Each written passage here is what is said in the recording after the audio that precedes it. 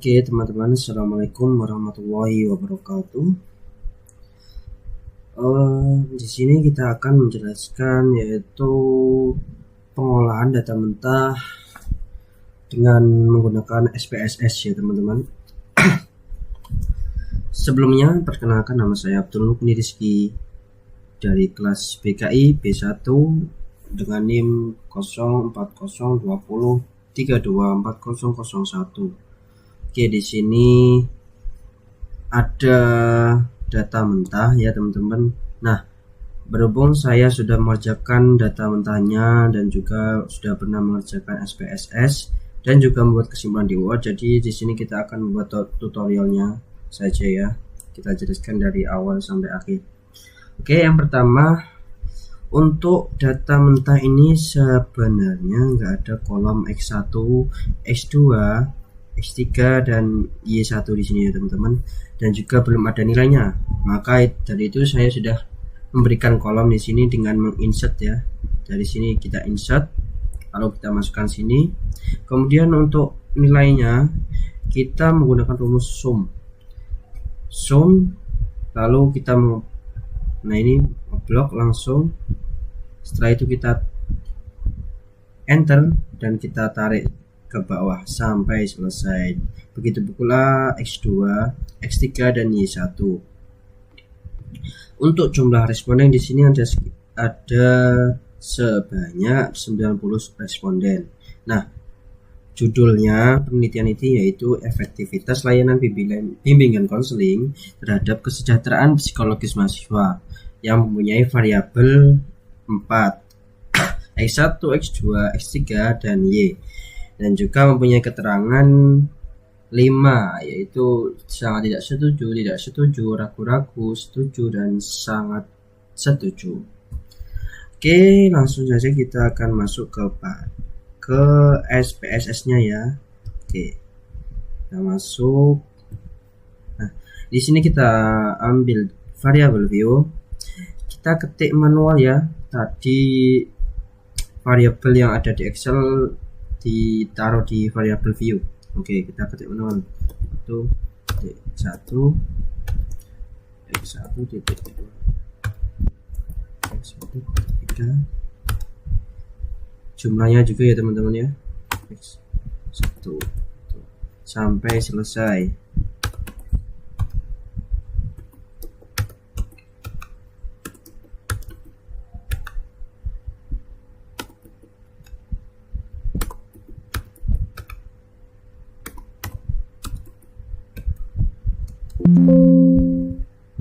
Oke, maaf kelompatan.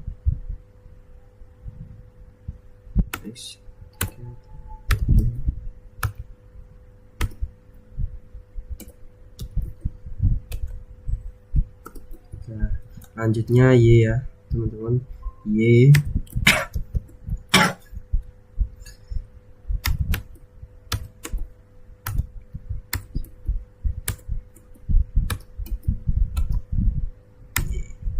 Oke, sudah. Lalu kita tentukan tipenya ya teman-teman. Tipenya diberikan numerik karena data kita merupakan angka. Selanjutnya kita akan mengecek values-nya. Untuk values kita kita isi seperti keterangan yang ada di Excel tadi, yaitu 1 sangat tidak setuju sampai akhir ya.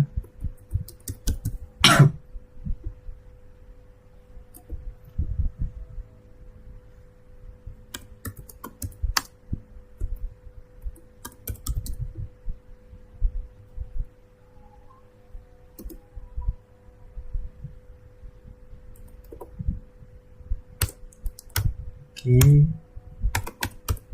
buka pelan-pelan ya teman-teman ya, dicermati, soalnya kadang sedikit kesalahan itu bisa berakibat ke belakangnya gitu.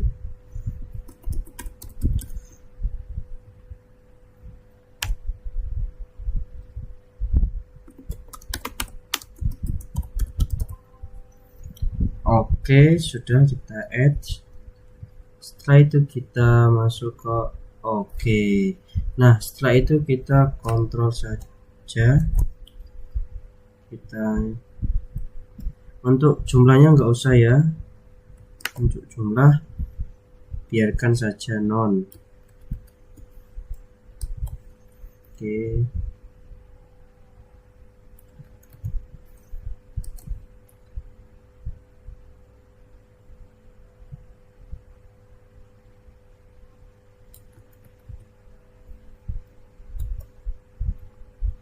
mohon maaf ada kesalahan.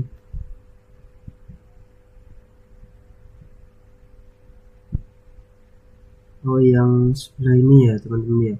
Oh ya benar, ini ada kesalahan ini.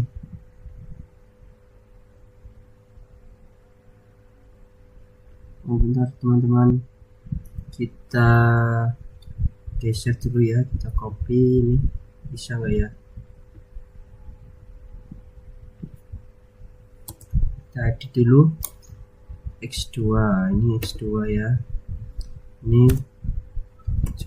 Bentar ya teman-teman ya, mohon maaf ada kesalahan, soalnya kalau memang nggak teliti itu bahayanya di sini teman-teman.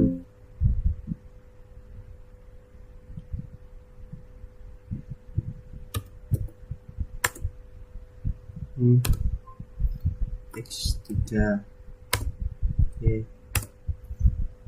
B1.1 B2 oke, B1.3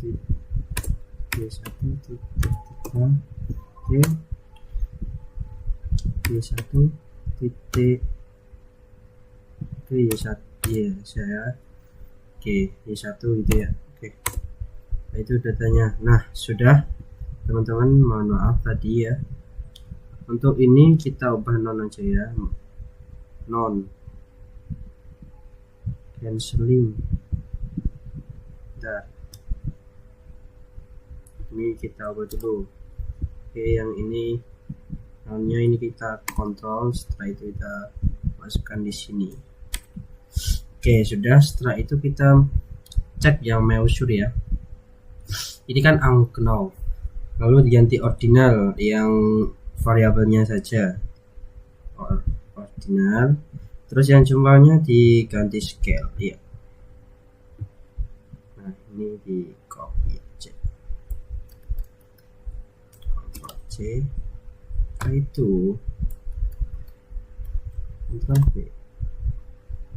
Oh, bisa ya, ini kalau memang nggak bisa ya menu aja, kalau lagi error ya apa. Oke, ini ganti semua ya, jangan lupa yang jumlahnya diganti scale.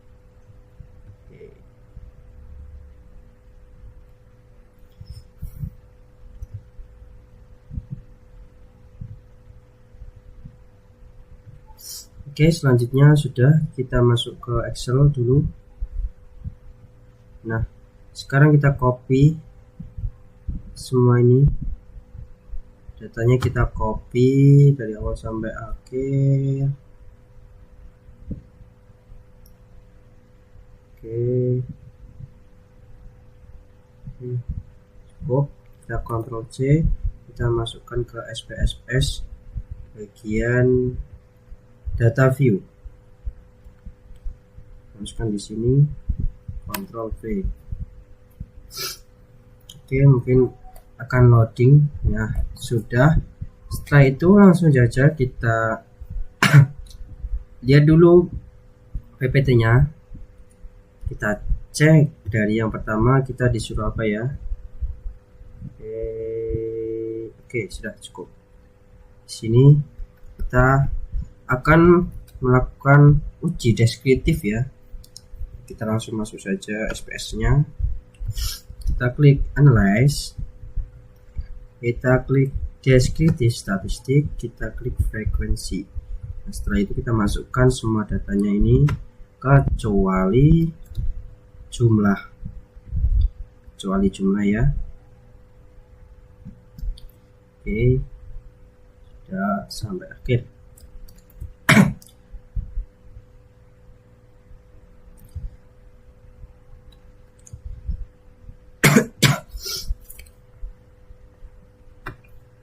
Oke, sudah, ini masuk proses. Oke, sudah masuk ya untuk data frekuensinya.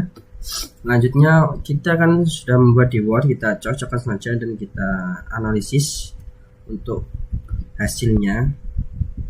Jadi dari hasil SPSS tadi kita salin ke Word untuk mendapatkan kesimpulan seberapa banyak pernyataan yang diambil dari setiap variabel dan berapa persen kemungkinan variabelnya gitu. Nah, di sini sudah jelas ya untuk persenannya dan nilainya, jumlahnya sudah ada di SPSS semuanya gitu. Kita salin di sini semuanya. Nah, ini sudah cocok ya. Oke, selanjutnya kita akan lihat PPT lagi untuk uji yang kedua.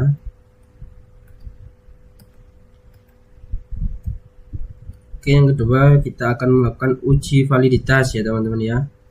Oke, untuk uji validitas ini nih, selanjutnya masuk di SPSS lagi, kita unless, kita klik correlate. Oke, bivariate. Oke, sudah. Oke. Ini kita masukkan semuanya sama jumlahnya juga. Kita masukkan ini. Oke. Setelah itu kita klik ini person dan to toilet ya. Oke.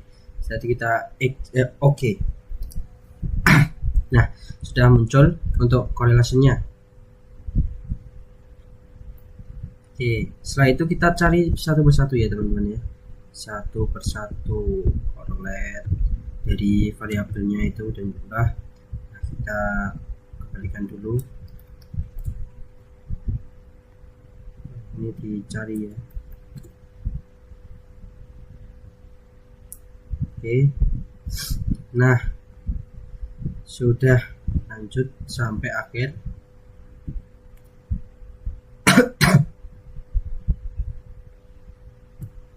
Kita kembalikan dulu yang sebelah kanan, kita ganti dengan variabel yang belum. Oke, tinggal satu correlation, correlates, bivariates.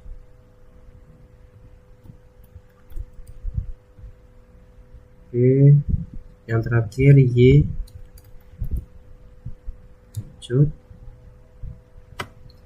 Oke, sudah selesai teman-teman. Kita akan melakukan uji validitas ya di sini.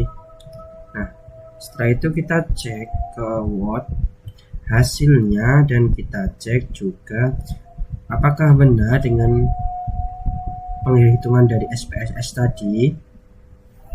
Nah, jadi hasil dari SPSS tadi itu teman-teman itu dimasukkan ke item pernyataan ini. Setelah itu untuk R hitungnya itu disesuaikan dengan SPSS. Nah, ini SPSS-nya. Nah, dari awal ya 1, 2, 3. Nah, ini 1. Nah, ini dimasukkan. Nah, data ini 0,772, 0,874, 0,764. Nah, ini kita masukkan semuanya ke dalam R hitung. Nah, R tabel ini kita dapat dari mana? Ini kita dapat dari N dikurangi 2. N itu apa? Responden dikurangi 2. Nah, untuk mengetahui itu ada apa ya? Rumusnya atau ketentuannya di dalam tabel yang ada ini. Nah, responden itu kan tadi sebanyak 90. Nah, 90 itu dikurangi 2. Jadi hasilnya ini 88. Nah, kolom yang ini, yang kuning ini 0,210 yang menjadi apa ini ya? Bentar. R tabelnya. Jadi apabila R hitung ini lebih besar daripada L tabel, maka kesimpulannya itu valid gitu. Namun kebalikannya, apabila R hitung itu lebih kecil dari L tabel, maka kesimpulan yang diambil tidak valid gitu. Nah, selanjutnya kita akan melakukan uji yang ketiga, teman-teman. Kita lihat dari PPT disuruh untuk melakukan uji reliabilitas data menggunakan metode Cronbachh alpha.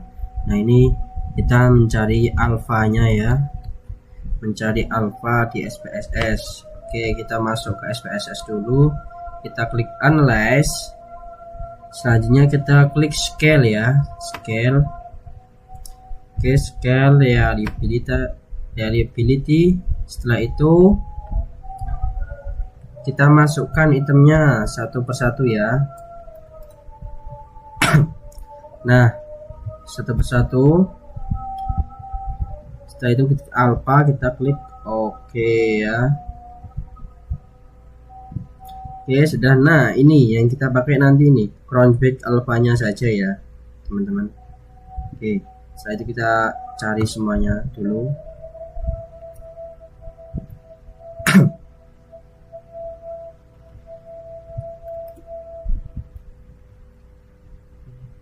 Oke, kita ke variabel yang kedua, kita masukkan, kita klik oke. Sudah, kita lanjut, kita scale reliability analysis. Ini ke sini. Selanjutnya yang ketiga.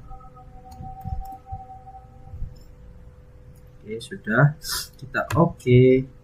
Lanjut lagi, kurang satu.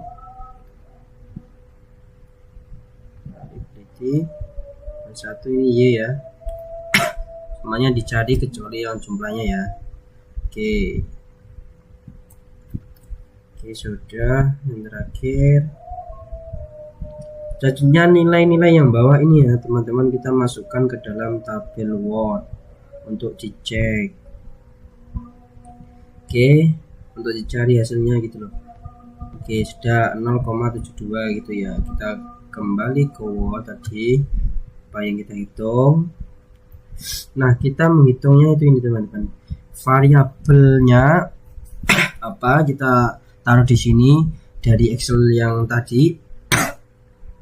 Setelah itu alfanya di copy, disalin ke sini, dari SPSS disalin ke sini. Nah, yang terakhir itu keterangan reliable. Nah, untuk bisa mengetahui keterangan ini, apabila alfa itu lebih besar daripada 0,600.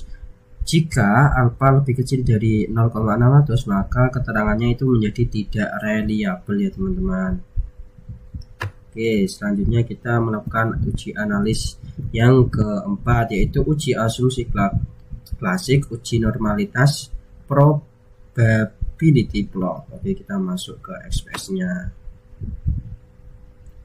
Kita masuk ke analyze. Setelah itu kita klik regression linear. Oke, setelah itu kita klik linear. Bentar. Linear. Sudah, setelah itu kita masukkan yang dependent itu yang Y1 ya.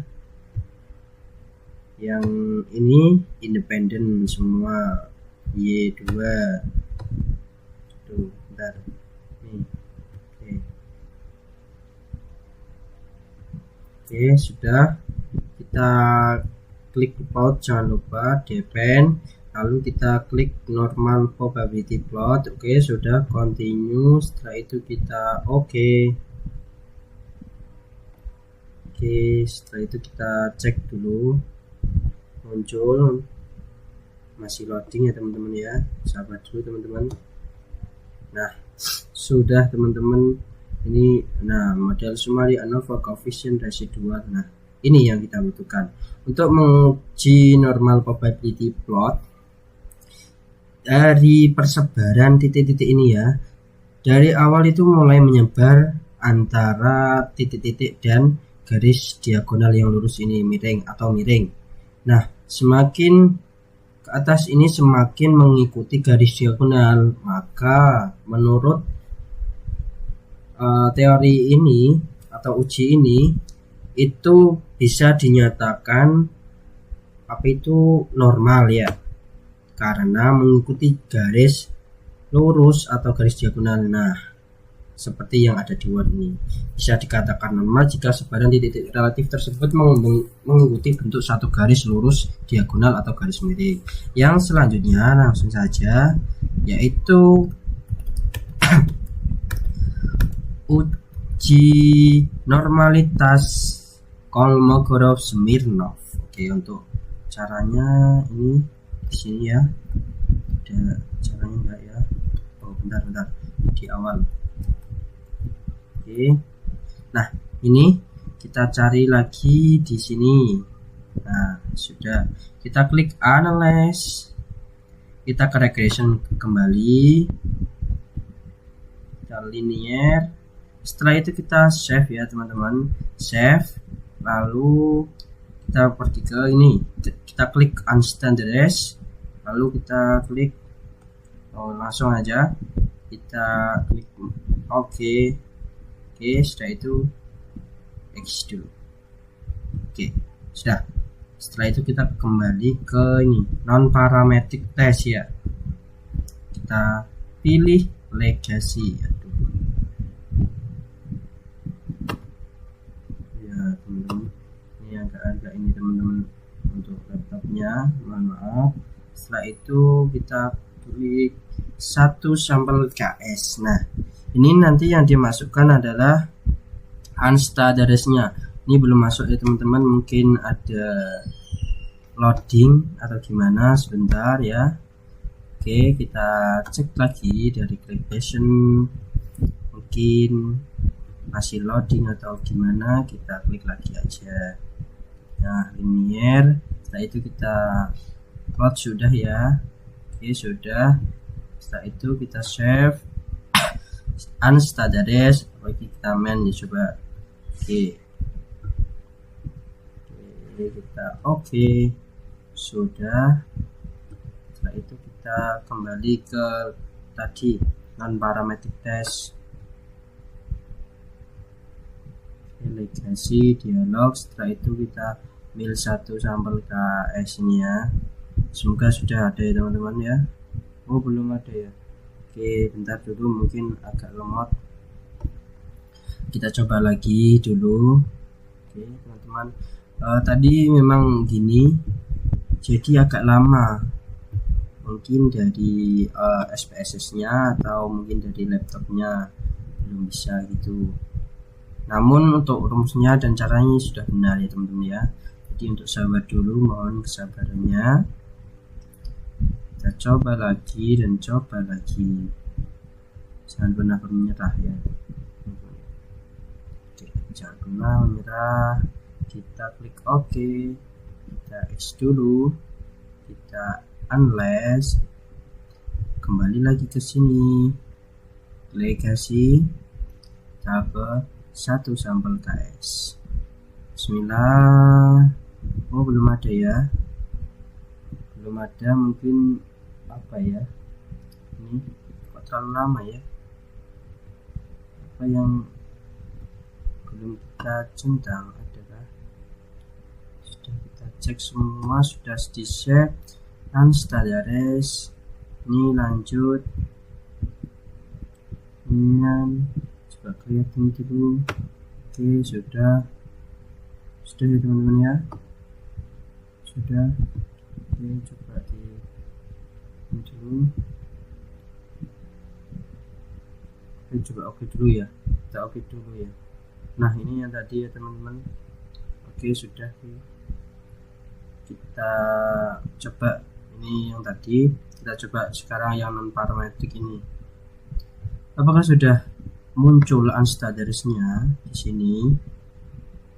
Semoga sudah ya teman-teman. Nah, ini masih nge-lag tadi ya teman-teman. Nah, kita bisa klik. Nah, sudah, kita klik OK. Nah, ini yang kita butuhkan teman-teman. Jadi ini hasilnya ini 0,048, ini yang harus kita masukkan ke Word. Nah, kita lihat ke sini. uji normalitas kologram Smirnov. Nah, di sini kita melakukan uji ini untuk mengetahui apa normal atau tidaknya ya menurut uji ini. Nah, bisa dikatakan normal untuk uji ini itu apabila signifikannya lebih besar daripada 0,04. Nah, berhubung yang menurut uji tadi di SPSS itu signifikannya itu lebih kecil dari 0,5, maka hasilnya itu berdistribusi tidak normal gitu. Oke, kita tambah ya di sini tidak normal. Nah, ini kita tambah ya, mungkin ada kesalahan. Oke, sudah. Setelah itu kita lanjut ke yang selanjutnya, yaitu uji mana ya ini. Nah, uji hipotesis yang pertama itu analisis regresi linear berganda ya teman-teman. Untuk ini itu bisa kita lihat di SPSS langsung ya. Nah, sebenarnya sudah ada teman-teman di sini. Nah, ini koefisien. Nah, koefisiennya ini dimasukkan semua ke dalam rumus tadi. Sebenarnya sudah ada ya, jadi nggak usah pakai lagi. Nah, sini bentar. Nah, ini kita masukkan ke sini. Nah, setelah itu kita masukkan rumus ini. Y sama dengan A titik B1 X1 plus B2 X2 plus B3 X3. Nah, hasilnya ini B ini 3,3.86 sampai seterusnya yang ada di koefisien ini. Nah, ini oke, lanjut saja ya. Selanjutnya sudah bisa ini kayaknya. Lanjut di uji simultan F. Nah, di simultan F itu untuk menentukan HO diterima atau HI yang ditolak atau sebaliknya gitu ya. Untuk mengetahui itu sebelumnya kita harus memperoleh nilai dari DF1 dan DF2. DF1 itu apa rumusnya? Yaitu jumlah semua variabel. Jadi variabel itu ada 4 ya. 4 ya, kalau di data kita 4 dikurangi 1 ada 3. Nah, untuk DF nya itu N kurangi jumlah semua variabel. Jadi N itu 19, jumlah respondennya 90 dikurangi 4 jadinya 86 kolom nomor 3. Oke, kita cari apa ini, F tabel. F tabelnya di mana ya? Di sini. Oke, di ini loh. Nah, kita cari N tabelnya. Oke, di sini. Berhubung ini nggak sampai ya, kita langsung aja copy, Ctrl C, kita masuk ke ini. Nah, sudah ya. Langsung ini kita ambil kolom nomor 3, 86 2.71 ya, yang kita pakai 2.71. Oke, sudah. Kita ini dulu. Sudah cukup ya, 2,71. Langsung saja kita ke Word. Untuk uji simultan F, hasil yang ada di sini yaitu ANOVA yang ada di dalam SPSS ini kita salin ke Word sini. Nah, setelah itu kita bandingkan nilai F itu dan juga F tabel lebih besar mana gitu ya. Nah, berdasarkan tabel di atas gitu pada kolom F, nilai F itu diperoleh 19,046. Nah, untuk F tabelnya yaitu 2,71, maka F itu lebih besar daripada F tabel. Hasilnya bisa disimpulkan adalah HO ditolak dan HA diterima. Namun jika sebaliknya, maka hasilnya HO diterima dan HA ditolak. Oke, bisa dipahami ya. Selanjutnya yang terakhir teman-teman, uji yang terakhir yaitu, bentar, mohon maaf. Oke, nah yang terakhir uji koefisien determinasi atau R square gitu ya. Untuk R square ini kita lihat di mode summary di dalam ini. Nah, mode summary ini loh. Mode summary ini kita copy, kita taruh ke Word. Untuk mencari apa? Untuk mencari hasil dari ini. Hasil dari R square-nya. R square-nya kan hasilnya 0,399. Nah, ini dikalikan 100%. Nah, itu hasil yang diperoleh dari pengujian penelitian ini ya. Nah, 100% dikurangi 39,9%, maka hasilnya 60,1%. Nah, 61% ini adalah penelitian adalah pengaruh atau variabel yang kita tidak ikutkan di sini atau yang kita nggak teliti gitu ya hasilnya. Yang terakhir uji parsial T ya teman-teman. Oke, mohon maaf mungkin ada kesalahan. Tadi ada uji parsial T. Oke. Untuk uji parsial T yaitu untuk mengetahui hipotesis penarikan kesimpulan yaitu bila T hitung. Nah, hipotesisnya itu apabila T hitung lebih besar dari T tabel dan taraf signifikansinya lebih kecil dari 0,5 maka HO ditolak dan HI diterima dan juga sebaliknya. Namun sebelum mengetahui itu kita harus menggunakan ini dulu. DK yaitu jumlah responden dikurangi jumlah semua variabel, atau DK yaitu responden ini ya. Sudah teman ya. Jadi jumlah responden dikurangi variabel bebas yaitu sekitar berapa ya? Ini jumlah responden 90 dikurangi variabel bebasnya ada 4 ya. Oke. Variabel bebas aja enggak ya? Oke, sudah. Benar. Kita cari di ini. Di ini. Oke. Allah. Bentar ya. Ya teman-teman, nah kita tadi berapa ya hasilnya 86. Variabel bebasnya ya teman-teman ya. Ya 86 ini. Jadi 90 dikurangi 4 yaitu 86. Nah, untuk menggunakannya yang diambil yang ini kolom putih ya. Jadi T tabelnya 1,98861. Oke. Kita kita masuk ke Word saja langsung. Nah, jadi untuk ini uji parsial T kita masuk ini ya. Nah, ini tadi koefisien ini dimasukkan lagi ya ke dalam uji parsial T. Namun kita akan bedakan dengan nih, dibandingkan dengan T tabelnya. Nah, apabila tadi T tabel itu lebih besar dari T hitung, maka HO diterima dan HA ditolak.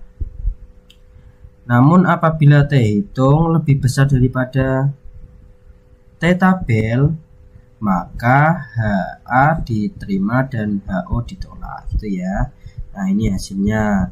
Ini kita lihat dulu apakah benar enggak. Kita bila T hitung lebih besar dari T tabel, maka HO ditolak. T hitung lebih besar dari T tabel. T hitung ini ya, T tabel ini.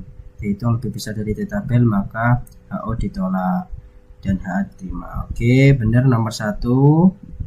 T hitungnya lebih besar. Nomor 2, T hitungnya lebih kecil, maka HO-nya diterima, yang ditolak HA-nya. Yang ketiga, ini lebih besar mana? Lebih besar T hitung, maka seperti yang A, HO-nya yang tidak diterima atau ditolak, HA-nya yang diterima. Oke, cukup sekian dari saya. Wassalamualaikum warahmatullahi wabarakatuh.